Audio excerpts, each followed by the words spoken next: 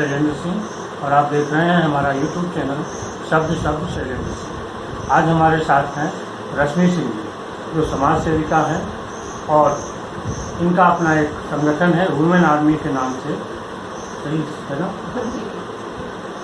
जो नमस्कार।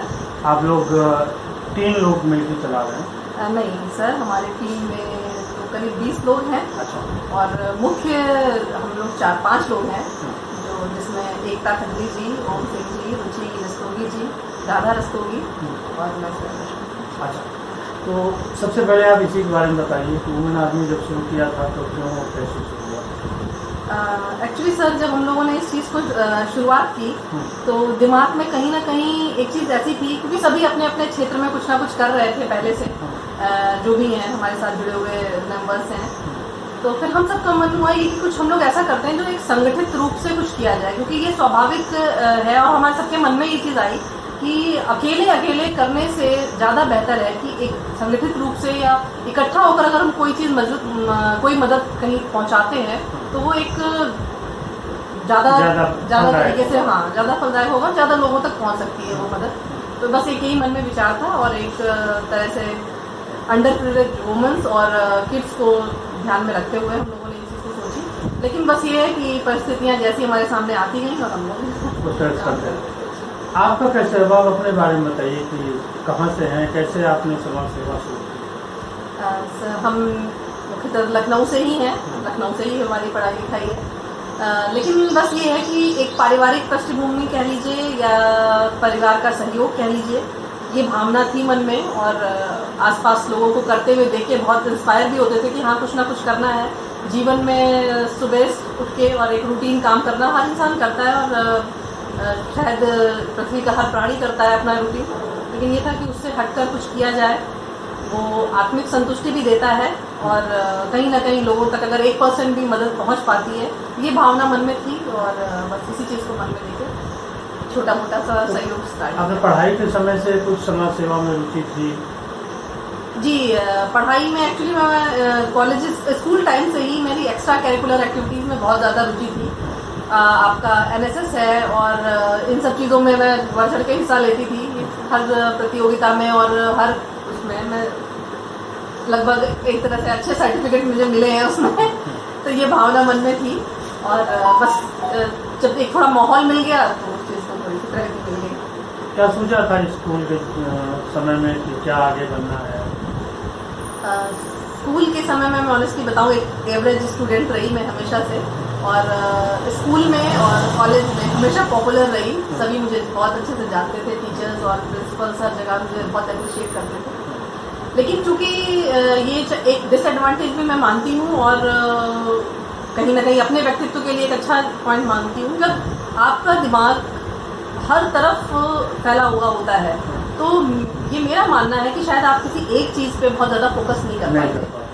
ये रीज़न मेरे साथ रहा कि हाँ, मैं चाहती थी कुछ तैयारी करना सिविल्स वगैरह की, तो उस चीज़ पे शायद मेरा बहुत ज़्यादा कंसंट्रेशन नहीं रहा, वो डिस्ट्रैक्ट हुई मैं उस मैटर पे। लेकिन ठीक है, जो बस अब ये मानती हूँ जो हुआ अच्छा हुआ। अगर उधर नहीं तो सेवा, समाज में कहीं ना कहीं सेवा देने का मेरी मंशा थी मेरी, तो इस बहाने पूरी हो जाएगी। एक कहावत भी ना कि एक साधे सब सदे और सब साधे सब जाए। बहरहाल, लेकिन आपने फिर समाज सेवा जब शुरू की, अब इस दिशा में आगे और क्या प्लान है? इस दिशा में मेरा जो अभी, क्योंकि ये वैश्विक महामारी आई, ये सभी के लिए बहुत विषम परिस्थितियाँ थी और अनएक्सपेक्टेड टाइम था जो हम सब ने बिताया। खैर, अब इन सब से निकल के जो हमारा मुख्य उद्देश्य है अब वो है कि एटलीस्ट रोजगार के प्रति एक क्रांति लाई जाए या काम किया जाए, जहाँ पर महिलाएं, मेरी जैसी महिलाएं, क्योंकि मैं खुद को भी एक तरह से बेरोजगारी मानूंगी, जिससे एक सबसे बड़ी चीज़ है कि अर्निंग होनी बहुत ज़रूरी है और एक लिमिटेड पीरियड तक ही हम किसी को भी कोई चीज़ें, कोई भी सेवाएं मुफ्त में प्राप्त करा सकते हैं और नहीं करा सकते हैं लंबे समय तक, और वो चीज़ें पर्याप्त नहीं। और आत्मसम्मान के लिए आत्मनिर्भर होना जरूरी है, बहुत ज़रूरी है, वो चाहे मेरे लिए हो या समाज का कोई भी वर्ग हो। जो होती है स्टेबिलिटी, वो अपनी स्वयं की अर्निंग से ही आती है। तो उस दिशा में हमारा काम है कि कुछ जब आप स्वयं की अर्निंग कर रहे हो तो आप अपने फैसले खुद ले सकते हो। बिल्कुल सहमत हूँ। तो ये सब चीज़ें हैं। इन्हीं सबको देखते हुए मैं चाहती हूँ कि कुछ ऐसी एक योजना लाऊं जिसमें एटलीस्ट 20-25 महिलाओं को एक रोजगार मिले, एक लिमिटेड ही सही कुछ घंटों का काम करके, हाँ जी, एक गृह उद्योग टाइप से कि लिमिटेड पीरियड में ही थोड़ा काम करके ही कुछ अर्निंग हो उनकी, और फिर देखते हैं कि ईश्वर की क्या मर्जी है और धीरे धीरे इस काम को हम कहाँ तक ले जाते हैं। समाज सेवा के लिए ये एक अच्छा माध्यम है, क्योंकि लोगों को आत्मनिर्भर बनाना भी समाज सेवा का ही काम है। हाँ जी, मेरा तो अगर पर्सनल प्रिस्क्रिप्शन माने तो यही है कि किसी को स्वावलंबी बनाना, किसी को अपने पैर पे खड़ा करना, सबसे बड़ी समाज सेवा यही है। भले ही हम समाज में 1 या 2 व्यक्ति को अगर अपने पैरों पे खड़ा कर देते हैं तो शायद हाँ वो मन की संतुष्टि होगी। क्या आप इतने दिनों से हैं इस क्षेत्र में, महिलाओं की क्या स्थिति देख रही है समाज में, क्या है? विगत वर्षों में हालांकि जागरूकता तो आई है महिलाओं में, आप चाहे पढ़ाई लिखाई कह लें या आसपास का माहौल ऐसा है कि महिलाएं जागरूक हुई हैं अपने सम्मान के प्रति भी, अपने कर्तव्यों के प्रति भी और अपने स्वावलंबन के प्रति भी। तो हाँ, चूँकि अभी भी कुछ तबका ऐसा है जो चाहते हुए भी, जैसे मैं कहूँगी लोअर मिडिल क्लास, जिनकी महिलाएं ऐसी हैं कि शायद वो बाहर निकल के काम नहीं कर सकती, या उनकी शायद पढ़ाई एजुकेशन ऐसी नहीं है कि वो उस लेवल पे जाके काम कर सकें। तो मेरा बेसिकली टारगेट वही रहेगा कि उन महिलाओं को एक ऐसी स्थिति दिलाना, क्योंकि कई जगह हालांकि मैं बताऊँ हाउस वाइफ होना कोई बुरी बात नहीं है, लेकिन कई महिलाएं ऐसी हैं जो इस चीज़ को जब इंट्रोडक्शन हो रहा होता है तो कहने में थोड़ा सा झिझक महसूस करती है कि हाँ मैं कुछ नहीं करती, उनको इन्फीरियरिटी कॉम्प्लेक्स फील होता है। लेकिन ऐसी बात नहीं है, वो हम सब जानते हैं, हमारी माताएं और हमारे तब हम लोगों को पाल पोस कर और इस स्तर तक लाकर खड़ा किया है, तो बहुत बड़ा योगदान होता है।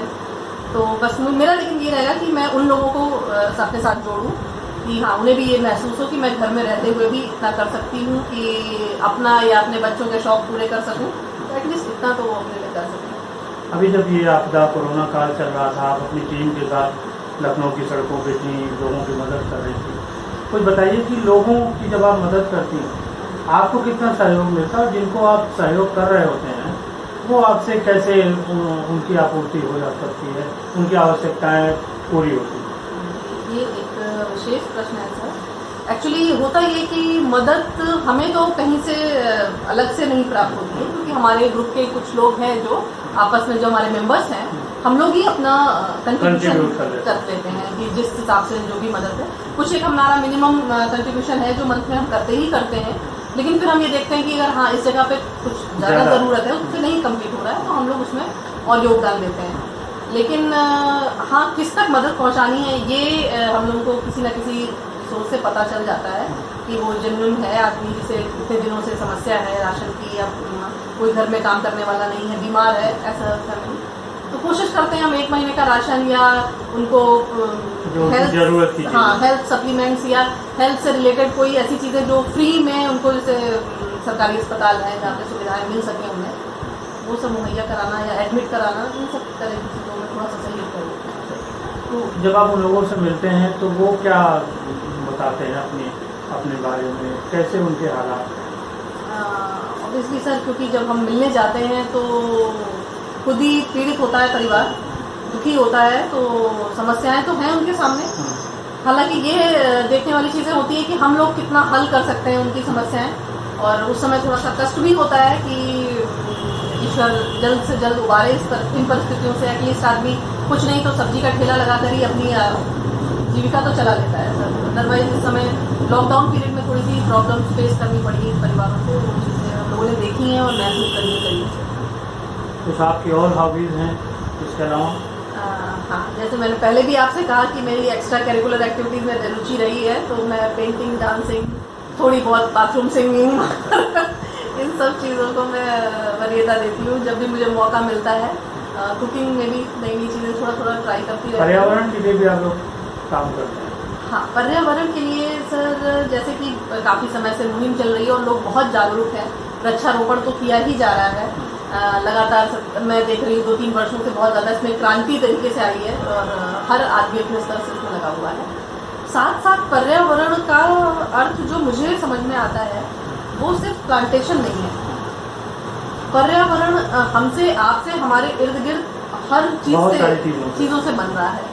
प्लास्टिक जिसमें बहुत मेन अहम रोल अदा कर रही है, इसके लिए मैं अनुरोध करूंगी गवर्नमेंट से कोई कड़ा कदम उठाए, क्योंकि पिछली सरकारों में और इस सरकार में देखा गया है कि पाबंदी लगाई गई और उसका रिजल्ट अच्छा आया, लेकिन पता नहीं क्यों फिर से लोगों में जागरूकता नहीं ना, आपने इतनी चीजें कानून से नहीं करा। हाँ जी, तो वो इस चीज़ के लिए। दूसरा, जल, जैसे कि अभी बारिश का सीजन है और विगत 2 वर्षों से भी बारिश अच्छी हो रही है, तो ये चाहते हैं कि जैसे ये पानी का जो संरक्षण किया जाए। ये बहुत उपयोगी पानी है हमारा, पीने लायक पानी है, और इस पानी का वेस्टेज हो जाना, इस तरह नालियों में बह जाना, ये उचित नहीं है। इसके लिए कुछ किया जाना चाहिए, कोई अच्छे कदम उठाने चाहिए, लोगों को अवेयर करना चाहिए। जैसे सीवर्स वगैरह बने हैं, इनकी बजाय कि घर में ही वो आपके वो टैंक्स हों जिसमें पानी आपका रिजॉर्ट हो जाए, तो उस सब तरीके की चीज़ें हों।